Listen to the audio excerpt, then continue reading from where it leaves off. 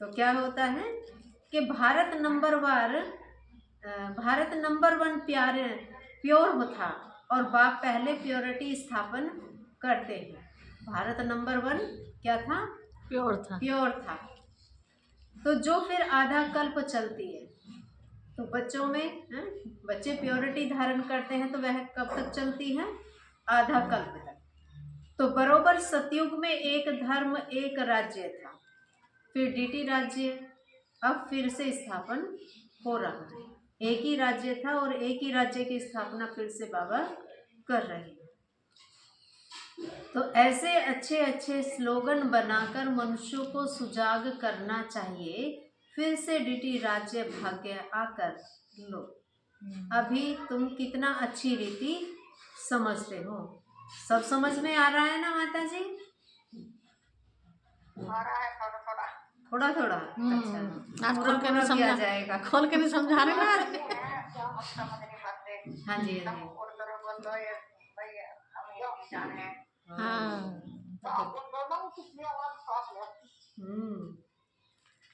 तो जो भी आ ही रहा है, कुछ तो पल्ले जा में नहीं आएगा। रहा है। समझेंगे कभी ना कभी तो। बिल्कुल धीरे धीरे बैठ जाओ आगे किसी दिन मन में ऐसा सब कैसा मान लेना है बिल्कुल। बाबा कहते हैं ना सब समझ में आ जाएगा, हवेली धीरे वाली धीरे ही माता आएगा बोल ना। रही है। हाँ, तो इसलिए बाबा कहते हैं हवेली वाली श्री माता से कृष्ण पूछो को क्या श्याम सुंदर क्यों कहते हैं? वह भी अभी तुम जानते हो, क्योंकि वह क्या हुआ है, सीढ़ी नीचे उतरते उतरते क्या बन गई? आत्मा कट चढ़ गई ना। और इस समय पर बाबा आकर के क्या बना रहा है? शाम से सुंदर। तो बाबा कहते हैं आजकल तो बहुत ही ऐसे ऐसे नाम रख देते हैं, सब पे नाम रख देते हैं ऐसे। तो कृष्ण से कंपटीशन करते हैं। तुम बच्चे जानते हो पतित राजाएं कैसे पावन राजाओं के आगे जाकर माथा टेकते थे। तो जानते हैं ना कैसे? कौन से? ये पतित राजाएं कैसे पावन राजाओं के आगे माथा टेकते, परंतु जानते थोड़ी है। तुम बच्चे जानते हो जो पूज्य थे वही फिर पुजारी बन जाते हैं। अभी तुम्हारी बुद्धि में सारा चक्र है कि हम ही आत्मा पूज्य थे और हम ही फिर पुजारी बन गए।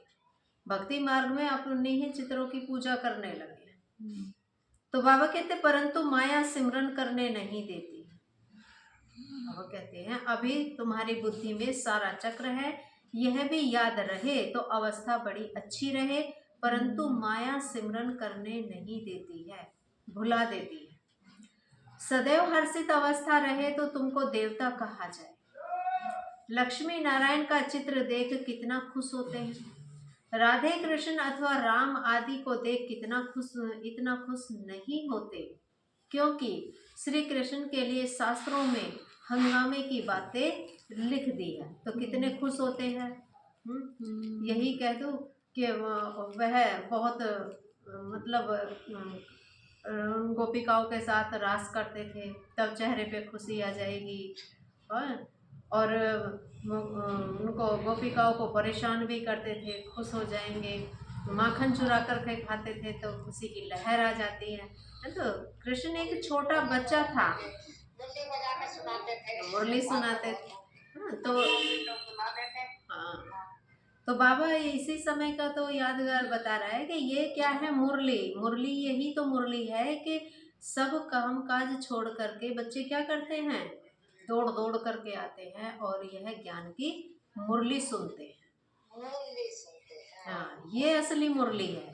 इसके लिए बाबा ने कहा है, वो तो काट की मुरली है, काट की मुरली सुनने के लिए नहीं, ये ज्ञान की मुरली सुनने के लिए गोपिकाएं। गोपिकाएं कौन है? हम सभी आत्माएं। हाँ, हम सभी हैं और दौड़ दौड़ करके बाबा की मुरली सुनने के लिए हम आते हैं। कोई सेंटर पर जाता है, कोई ऑनलाइन सुनने की कोशिश करता है, तो लेकिन कार्य से तो अलग होकर ही सुनते हैं ना। हाँ जी, बिल्कुल। तो बाबा कहते हैं लक्ष्मी नारायण का चित्र देख कितना खुश होते हैं। राधे कृष्ण अथवा राम आदि को देख इतना खुश नहीं होंगे, क्योंकि कृष्ण के लिए शास्त्रों में हंगामे की बातें लिख दी हैं। यह बाबा बनता भी श्री नारायण है ना। कौन से बाबा बनते हैं श्री नारायण? ब्रह्मा बाबा। ब्रह्मा बाबा बनते हैं नारायण, है ना, श्री नारायण। शिव बाबा तो परम धाम में बैठ जाते हैं। तो शिव बाबा नहीं बनते। शिव बाबा तो हम बच्चों को देवता बना करके सतयुगी राजाई दे करके ऊपर परम धाम में बैठ जाते हैं, है ना। तो वो अपने समय पर ही, संगम युग पर ही फिर आते हैं, क्योंकि हम बच्चे उनको बुलाते हैं भक्ति करके। तो बाकी कितना समय इस पुराने शरीर में होंगे, फिर जाकर प्रिंस बनेंगे, वह यह एम ऑब्जेक्ट है ना, क्योंकि ये तो पुराना शरीर है। तो जब यहाँ पर संपूर्ण हो जाएगा तो फिर क्या होगा? विनाश होगा, और विनाश के बाद यह सब आत्माएं अपना अपना शरीर छोड़ करके परम धाम में जाएंगे, और परम धाम से जैसे जैसा पुरुषार्थ किया होगा वैसे वैसे सतयुगी दुनिया में जाकर प्रिंस बनेंगे। तो बाबा कहते यह क्या दिया है हमारे सामने, हमारा एम ऑब्जेक्ट दिया है कि बच्चों तुम्हें यह लक्ष्मी नारायण जैसा पुरुषार्थ करना है और ऐसा बनना है, पुरुषार्थ कर ऐसा बनना है, ये हमारी एम ऑब्जेक्ट है। तो यह भी सिर्फ तुम जानते हो खुशी में कितना गदगद होना चाहिए। जितना पढ़ेंगे उतना ऊंच पद पाएंगे, पढ़ेंगे नहीं तो क्या पद मिलेगा? कहाँ विश्व के महाराजा महारानी, कहाँ साहूकार, प्रजा में नौकर चाकर। सब्जेक्ट तो एक ही है, सिर्फ मनमना भाव, मध्य जी भाव, अल्फ और बे, याद और ज्ञान, इनको कितनी खुशी हुई, है ना। तो क्या करेंगे हम? मनमना भाव, मध्य जी भाव रहेंगे। अल्फ और बे को याद करनी है। अल्फ माना शिव बाबा को याद करना है, बेमाना बादशाही को याद करना है, सतयुगी दुनिया को। बात ही क्या है? याद और ज्ञान, है ना।